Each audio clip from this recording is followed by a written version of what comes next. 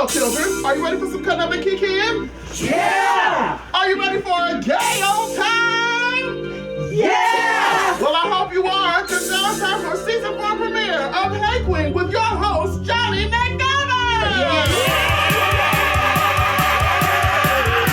Come on, y'all! Are you ready for the gayest season of Hey Qween of all time? Come on, unicorn! Yes, you are! We're gonna be bigger, gayer, more faggoty than ever!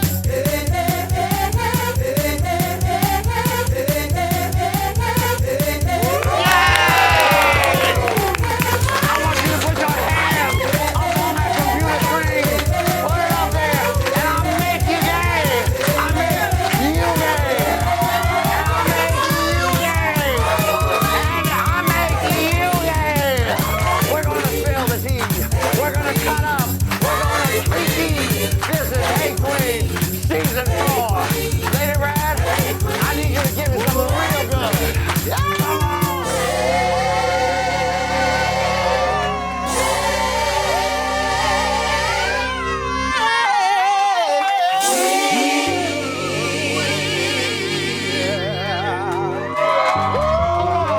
I'll still have the spirit, Adam. It's gonna be an amazing show. Sharon is here. We have our new band, Adam Joseph and the Go to Bed Wing. With Lady Red Couture. And of course, I'm your host,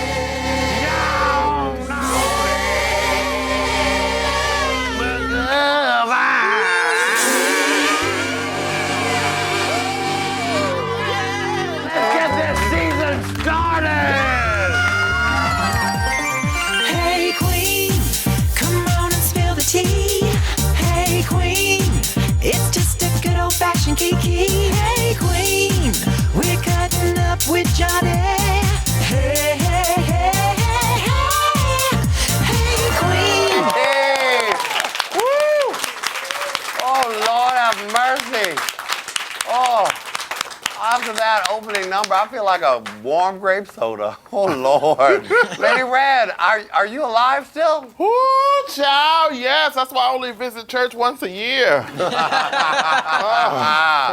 You made it through, though, and you really do look like a church lady in that outfit. Baby, I shouted all my doubts out. I believe this is going to be a wonderful new season. It is. Yeah. Well, thank you, Gay Jesus. Thank you, Gay Hey! Jesus.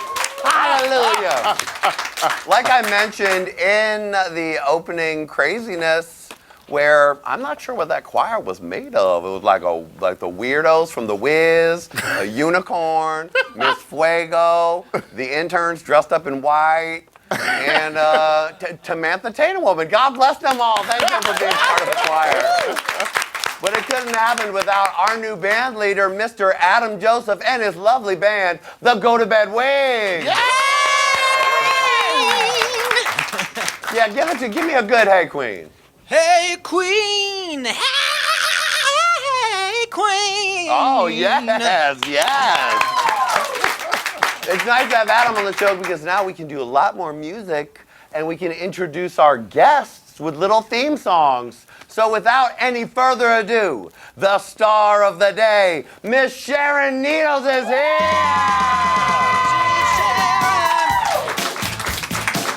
She's Sharon Needles. Hey, hey, hey. She's Sharon.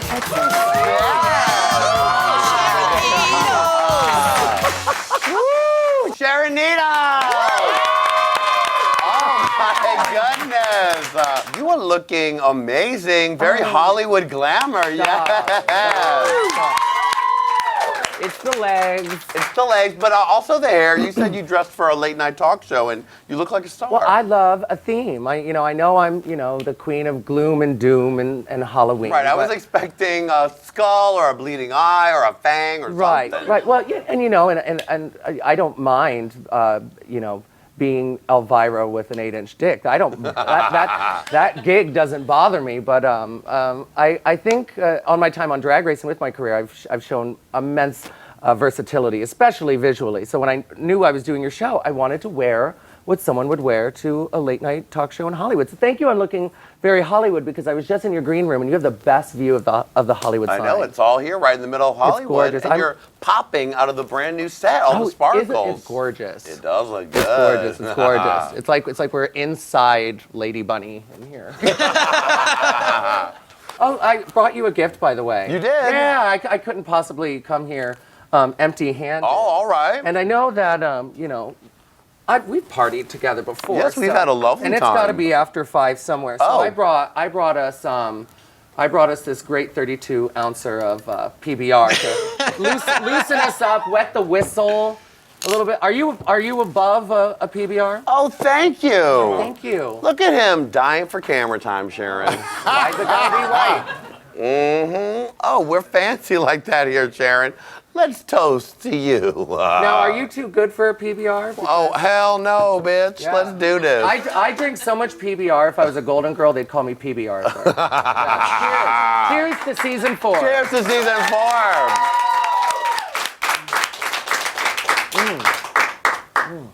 4. A delightful vintage, Sharon. It's wonderful. Tastes like drunk pee. Wonderful. Now, let's talk about what's going on right now. Just released taxidermy on Halloween. That's right, taxidermy. Thank you. Your day. Speaking of Halloween, on Halloween, are you like, what will I charge these motherfuckers this year? Yes. Because it seems like you and Elvira own Halloween. Yes. And it must be you be like, well, I can't afford it right now, but I'll afford it after Halloween. We rob clubs literally blind. And, Right. The great thing about you know, being in a niche market is, you know my success or my fame, that you would call it, can slightly dissipate, but there'll always be Halloween, and There will. and you will pay. You will pay. You will pay dearly. Let's go back in the time machine, Sharon, shall we? Sure. Yes! That's right, Lady Red, you like that? Yeah, that was fun. I feel younger already. So when you were 16, did you really, I know you said this before, but did you really run away to like Des Moines, Iowa? Well, I didn't run. You were like, bye. Yeah, I only run when being chased, but I did. Yeah, I dropped out of school. I went to Des Moines. You know, lived with like just weird drug addicts. Worked at a call center. You know, I had a very transient life between the ages of 16 and probably 22 of living in cars, living in meth houses, living in punk houses. And what were your parents saying at this time when you just were off doing it? They realized that the power of control was over. It was over, and I think to keep their sanity, that it was best to probably just let me go figure it out on my own. Yeah, instead of driving them, up the wall, because I had so much anger towards what I was dealing with during the day, but never stood up for myself. I would absorb all this hate and anger from other people like a sponge and never defend myself. So when I would get home, I'd wring it out on my family. Right. So, I would never tell them about what was happening to me at school. Yeah, I would, call my mom a bitch, break all the stuff, steal their car, Right. Things that normal 10-year-olds Typical do. 10-year-olds do when you're 10-year-old sharing needles. And when did drag start to come into the picture? Well, I've always had this woman in me, this archetype, and I would say till the age of 22, I questioned even if I was transgendered, because of this very strong other person that was living inside of me. So, I mean, as far as I can remember, I was in my mom's makeup. Right. That Wicked Witch costume was never put away. And I would make nails out of Scotch tape. I would make wigs out of mops and T-shirts, and then. But I guess professionally, the first time I stepped on a stage, I was 15 years old, and I joined a teen cast at Faces nightclub in downtown Des Moines, Iowa. Amazing. And the drag shows were at 3 in the afternoon. Wow. It was because it had to be before the bar opened. And we performed in the basement on a dirt floor, and teens would come and just sit on this dirt floor, and we'd get ready in the what was that hot thing that makes like the water thing. The boiler room? Yeah, we'd get ready in the boiler Okay. room. And I remember my first show because I laid my, my $11 Claire's feather boa on it, and it completely melted. And then I moved up to the teen cast of Garden nightclub, where such legends as Cassandra Cass and Dina Cass came from that nightclub. And so yeah, then drag was always a huge, part of my teen years and being part of a community. Like, we didn't drink or anything, or like, it was really more just like a weird little teen gay Des Moines community, and we were the superstars. And that was very addicting. It was very addicting. I bet. Whether it's in Hollywood or in Des Moines, Iowa, I always loved that feeling of, being a star. Being a star, darling, Being but a of star. course. And then there was I took a break from drag. Then I was for a while I was living in a teepee in New Mexico. I was living in a punk house in the middle of nowhere outside of Boulder, Colorado, and I took a break from drag, and I kind of got homophobic for a while. I went through this weird trend where I just kind of wanted to like hang out with straight punks, and I didn't want to listen to Celine Dion. I didn't want to care about cars. I didn't want to care about pop pink collars. I didn't want to care about bleached teeth. I didn't want to care about eyebrows on fleek. Right. And then I kind of got, then I started transgressing and pushing myself away from the community that was accepting me. I think this was an innate thing in my mind to always not assimilate and to try to be a part of another culture. And then I ended up in Pittsburgh. And how did you choose Pittsburgh?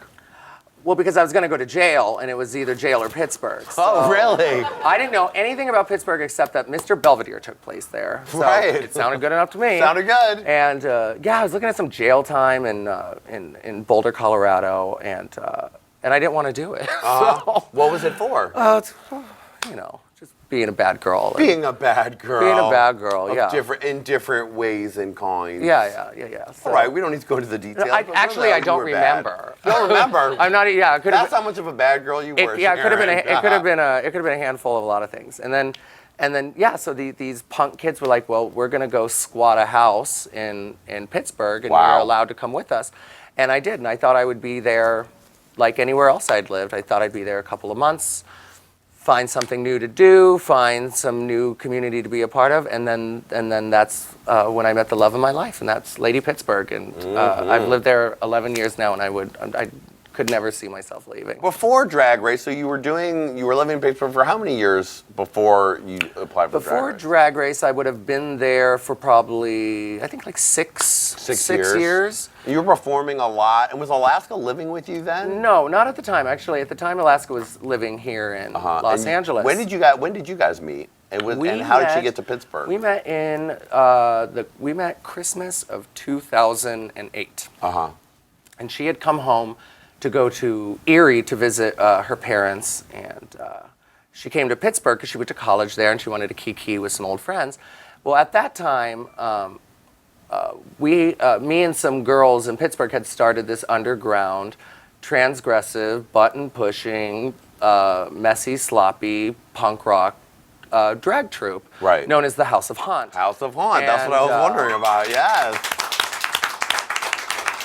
Oh, you guys. Oh, you guys. Still by the book. But where there? Oh, yeah. Can Oh, you hear here, me? let's get you up. So, Just swing it from thanks. the bottle. You want it from the glass? Nah. We're getting rock and roll needles up in here now. But, in Pittsburgh, the drag scene was, it was all very pageanty. Now, mind you, I didn't say beautiful. It was that, that kind of dirty pageant queen, where it's real rough, but it still sparkles. And Yes. and they took it very seriously, and, everything was about pageants or, gowns. And so we were this counterculture drag troupe because they wouldn't book us in their shows. They wanted none of us. Right. It's It's not pretty. It's not going to go. And right. you guys were rock and rolling it I up. mean, we thought we were gorgeous. Right. But, we were taking things that were from the news. We were taking things that were nostalgic. We were taking things that were offensive or transgressive. Or, we were doing the kind of drag that we wanted to see. So, we filled that niche market. And so we started at a bar called the Blue Moon. And the Blue Moon, before we went there, was what at the time I thought was a drag bar. Because when we'd go there, there would be construction workers either dressed as a Golden Girl or dressed in like champagne-colored 80s teddies. And I thought they were drag queens. I was so wrong. It was a transvestite bar, a cross-dresser Cross-dresser bar. Like people who like feel their fantasy and they like to Right. meet other ones and feel their silky things. Yes. And so when we came into the bar, they were having none of us. But we begged, can we have one show? And overnight we were a hit, jam-packed every single week. And then the pageant queens started taking notice, and then we were starting to inspire other younger drag queens. And then I get on Drag Race, and then you can't find a pair of white contacts or black lipstick in the whole city of Pittsburgh. Anywhere. So that was like a little lab for you. So you were really able to kind of find your way and your voice. Well, then it wasn't a job. It wasn't an empire. It was a passion. It was a necessity. It was an addiction, and it was a release. So I had to work, my 9 to 5, Monday through Friday, at a little coffee shop. But then, on Fridays and Saturdays, I could really let loose and use that stage as a way to unleash, I think, a lot of anger that I had inside of me because, I was so fixated on doing really dark performances, Yes. and then it became very therapeutical, and like I always say, it was a hobby, but it was also ridiculously necessary for me to do it. It had to be done. It had to be done. And the House of Haunt was, to this day, are the best memories I ever have in drag. Is Cherry Bomb, Alaska Thunderfuck, Veruca La Piranha, Sharon Needles, and Amy Vodka House, just tearing it up every single weekend, making the children gag. It was before it was a job. It was before it was the airplanes and the hotels and the grand expectations to be talented.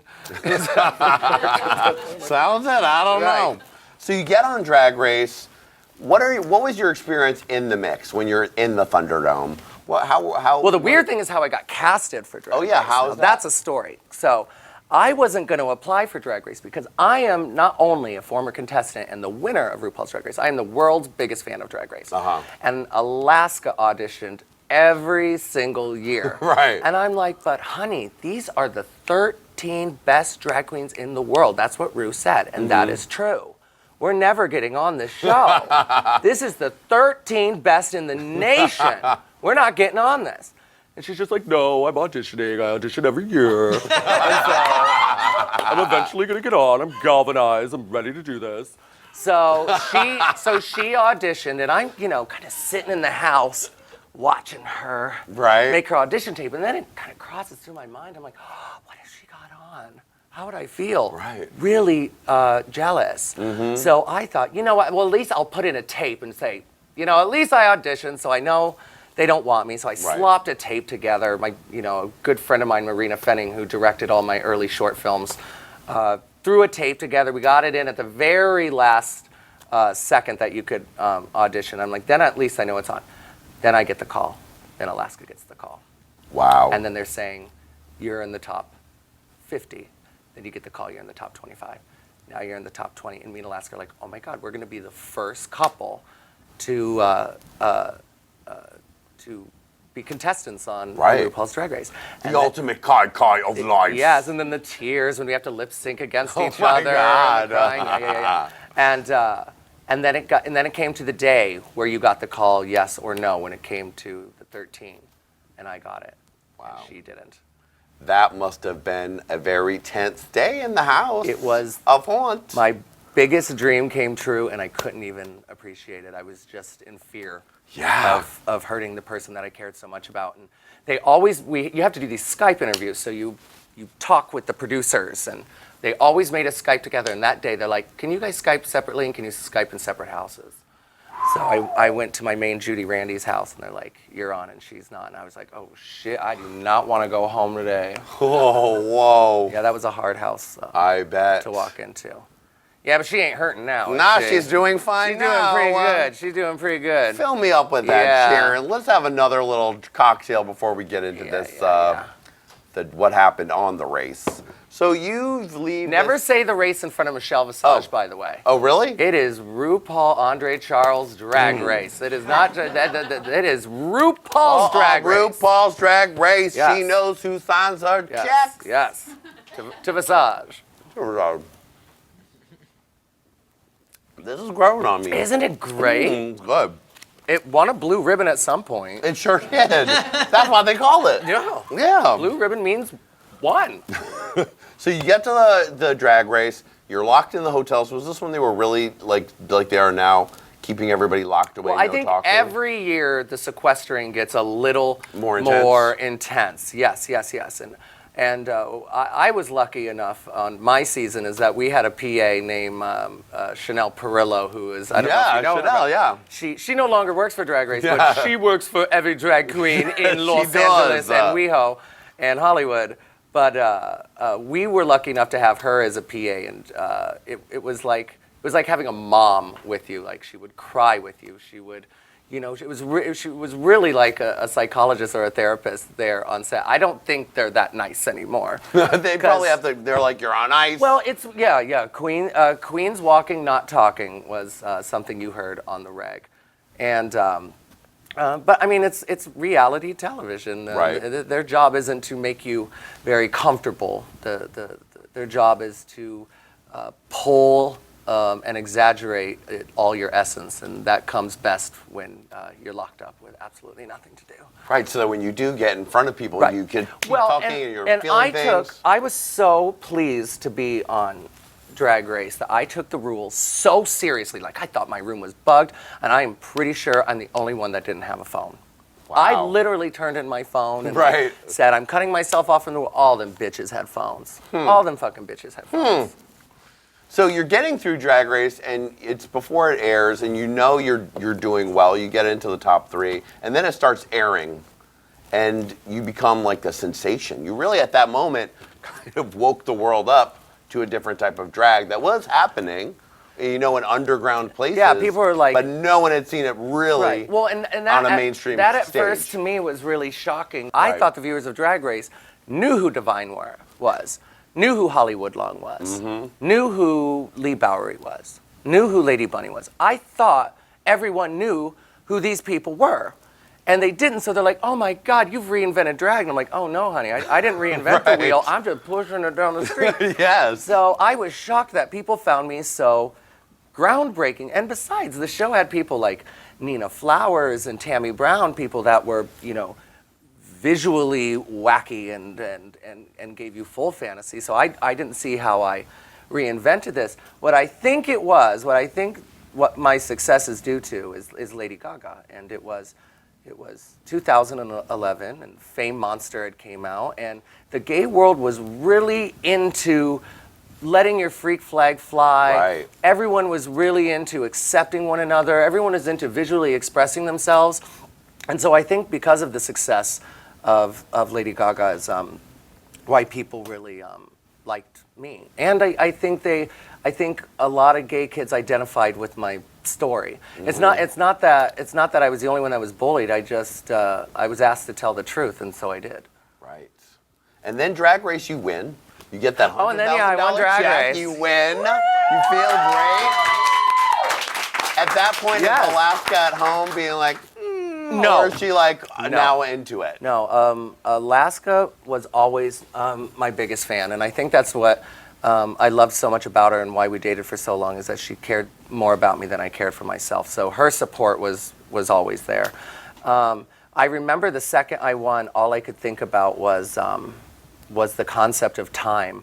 And I kind of had this feeling of like, this feels so good right now, but it can only slip away from here. Like, this is going to be the best thing that ever happened to me, you know? And was it so far? It's the best thing that ever happened to me to go from a 4 foot by 5 stage in a smoky bar in Lawrenceville, Pittsburgh, Pennsylvania, to being one of the most recognized faces in a field that I'm obsessed with was crazy.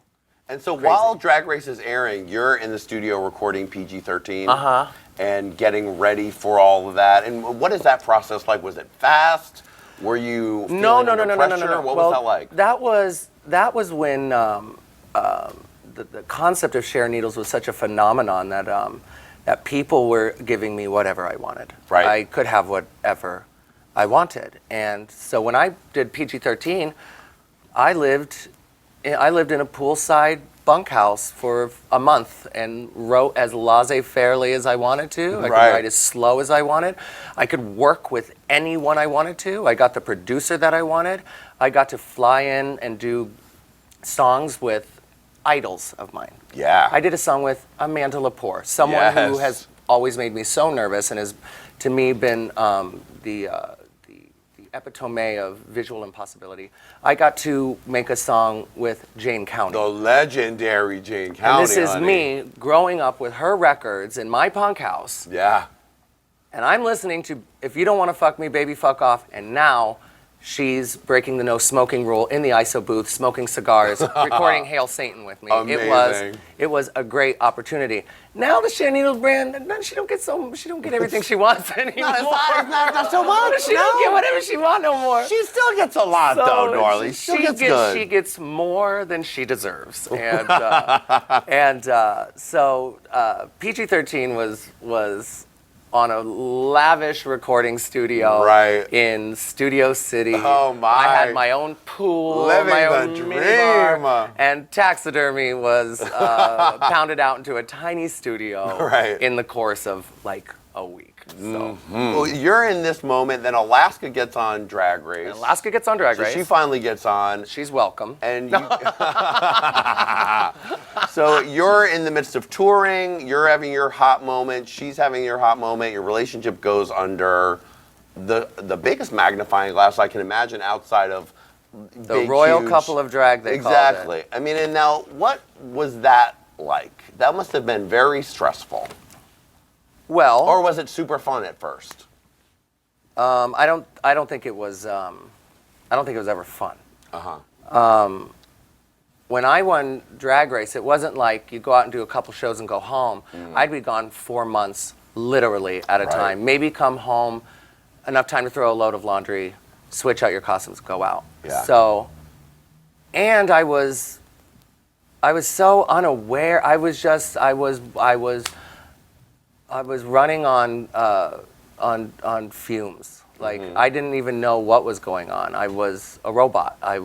It was just city, show, appearance, theater, modeling, television.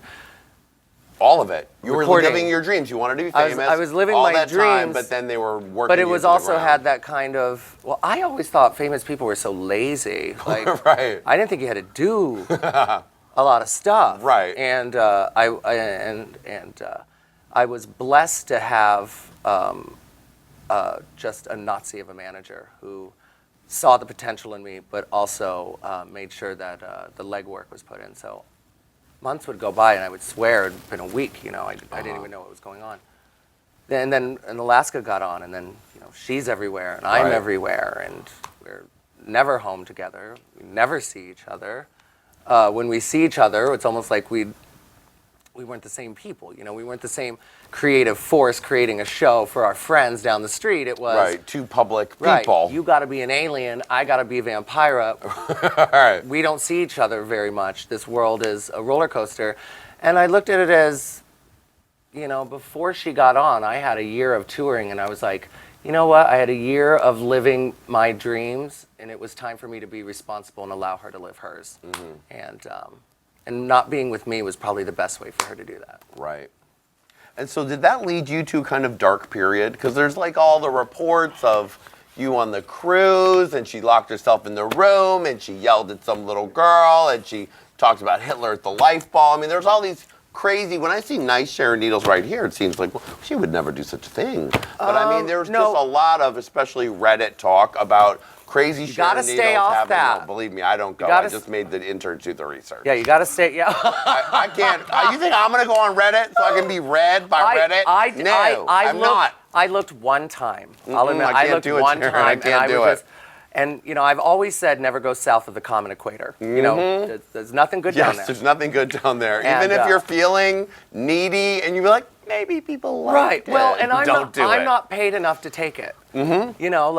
I have us Drag Race girls have the same amount of exposure as the Kardashians who are making millions. We're Millions. making pennies, Exactly. compared to what most celebrities are like making. really rich people are fair game, but right. we're all just working. Oh, right. So Like, when you shit on what I've just done, how can your feelings not be the hurt same. in your mansion? You Yeah, know? exactly. But when you got to pay rent and you're sitting in your apartment in Pittsburgh and you're like, oh, this is just so I sad. can't believe they're renting. But I will say there is some truth to some of it, is that I tend to be very self-sabotatory. I'm a self-sabotager, and I always have been. I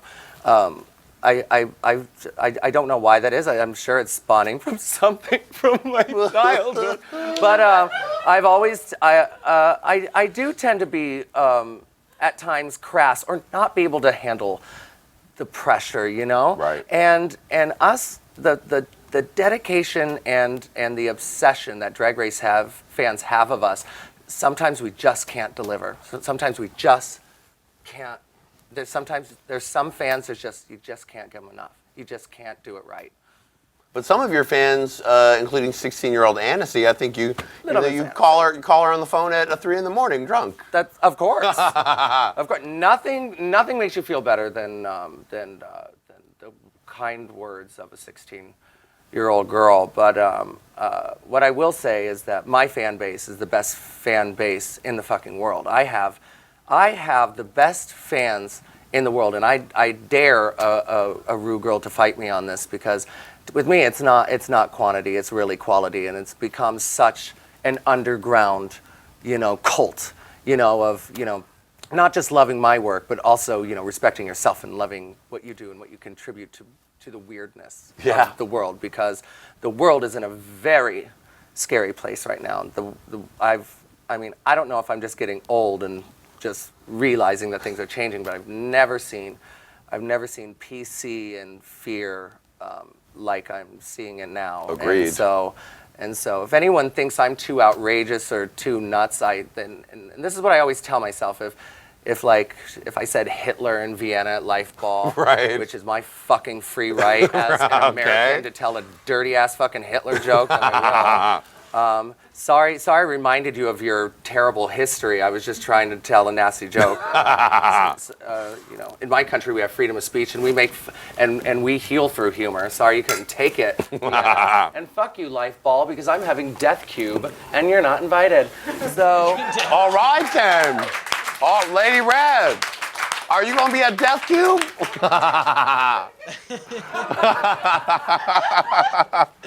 But like what I was saying is, the best way to do it is, if you fear what other people think of you, step outside yourself, be someone else and look at yourself. Would you be a fan of yourself? And I think I would be a fan of Sharon. Very nice. I think I'd be like, you crazy motherfucker. You crazy ass bitch, and you cannot live in fear of south of the common equator, because at the end of the day, I know Jackie Beat will have something nice to say about me. I know that Michael Musto will have something nice to say about me. I know that John Waters will say something nice about me. I don't give a fuck what 13-year-old fucking fat Beth in Boise, Idaho has to say about me, because that opinion is hers, Tell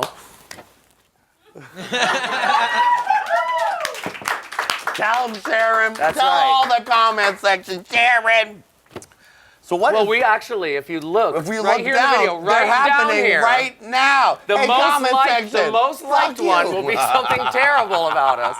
And what's the next thing? You're out on the road with Bots, something coming soon, the new season of Bots. Battle of the Seasons continues. Yes, this time they really kill each other. This one is going to be the most outrageous Battle of the Seasons ever. We have an addition of so many different girls. We are going to places I've never been before. We're going to Berlin and Denmark, and I'm sorry if I get these wrong, but just the European tour alone is like 25, 30 That's amazing. Cities. There's even possible talks of the tour going to Asia, which I've never been to, and that'd be great. Still so shocked that this niche market, little tiny reality show on a channel that nobody has on a Monday night, produced by World of Wonder, transfixes audiences and creates almost like, I call this it's like the new Rocky Horror Picture Show. It's gonna live on forever, and people they just love it so much, and I can't believe that in countries where it doesn't even air, they can recite whole episodes to you. They might not even speak English very well, but they'll say, go back to Party City, bitch, like they know it, and it fascinates me, and I don't know if other reality shows are like that. Like, I don't think so. Are people in South Africa watching The Bachelorette? Well, there's no performance aspect to that because you can see them on Drag Race and then you can see the live show and then get caught up in their lives. Right, which means we really should be much more richer because Agreed. When Snooki's at a club, what does she do? What does Tan Mom do at the club? You're richer than Tan Mom. Yeah, okay, so thank you. You got that. Thank you. Oh, Sharon, it's been so wonderful to have you on the show. Wonderful. You look gorgeous. I'm glad we It's can the chat about it all. legs. The shaved legs. I shaved my legs. And not only do you look gorgeous, but darling, you snatched your trophy, honey. Yeah. I feel it. Get it. She's gorgeous. And you're also gonna snag yourself a lap dance. Yeah. Wow, look at those underwear. What are those? Oh yeah, give it to him. Come on. That's right. Work it out. Give it up. Work it good. Yes, I guess they are.